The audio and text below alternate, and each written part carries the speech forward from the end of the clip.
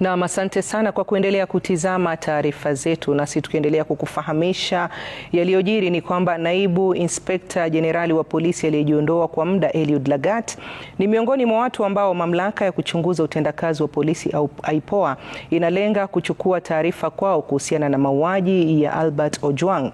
Hata hivyo, IPOA haijaamua ni lini Lagat atafika mbele yao kuandikisha taarifa. Mwanahabari wetu Gatete Njoroge anaarifu, huku afisa mwingine wa polisi Peter Kimani akifikishwa mahakamani hii leo.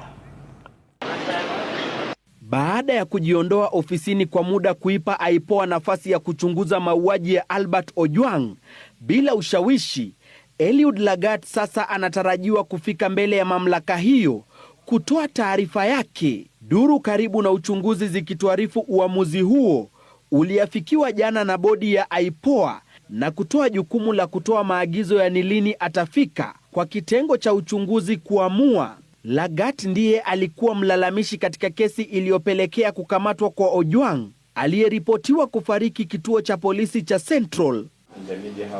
Uchunguzi wa IPOA umebaini baada ya Lagat kulalamika, maafisa wa upelelezi kwanza walimkamata mwanablogu Kevin Moinde tarehe 5 mwezi huu eneo la Gituki Bomachage Borabu na kumsafirisha hadi kituo cha polisi cha Kamukunji.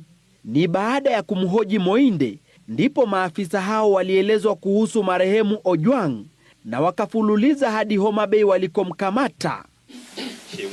Mapema leo, afisa wa polisi Peter Kimani aliyekamatwa Jumatatu na kufikishwa katika ofisi za IPOA alifikishwa mahakama ya Kahawa, ambapo upande wa mashtaka uliomba siku 21 kumzuilia, ombi ambalo Kimani alipinga akitaka kuachiliwa kwa dhamana.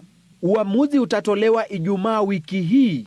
Kufikia sasa, watu 7 wakiwemo maafisa 3 wa polisi na raia 4 wamekamatwa kwa madai ya kuhusika na mauaji ya Albert Ojwang, huku IPOA ikisema huenda wakawakamata watu zaidi wanapoendelea na uchunguzi.